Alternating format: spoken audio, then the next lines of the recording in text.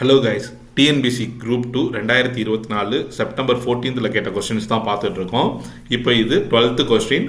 One side of the rectangular field is 15 meter and it's diagonal is 7 meter. Find the area of the field. So இதுதான் ஒரு rectangular field, இது டயகனலு, இது 17, இது 15. இந்த side நமக்கு என்னன்னு தெரியாது. ஸோ இதை எப்படி பண்ணலாம் அப்படிங்கிறத பாருங்கள். இது ஒரு ஈஸியான டைப் கொஸ்டின் தான், உங்களுக்கு கன்ஃபியூஸ் பண்ண தான் பெருசாக கொடுத்துருக்கான். ஸோ இது ஒரு right angle triangle. Pythagoras theorem use பண்ணும்போது 17 squared equal to 15 squared plus இந்த தெரியாத சைடு ஸ்கொயர். ஸோ அப்போ நான் 289 minus 225 equal to X square.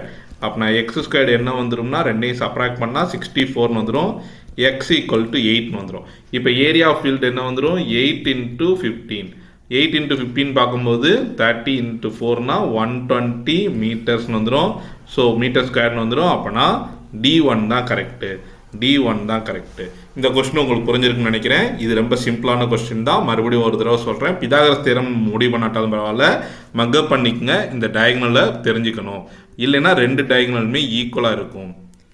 So ரெண்டு டயகனலுமே ஈக்குவலாக இருக்கும். இந்த சைடு 15 இருக்கும். ஸோ இந்த சைடு வந்து ரைட் ஆங்கிளாக இருக்கும். அதனால இந்த சைடு நம்ம ஈஸியாக கண்டுபிடிச்சிடலாம். இந்த கொஸ்டின் உங்களுக்கு புரிஞ்சிருக்குன்னு நினைக்கிறேன். புரிஞ்சிருந்தால் உங்கள் ஃப்ரெண்ட்ஸுக்கும் ஷேர் பண்ணுங்கள். தேங்க்யூ.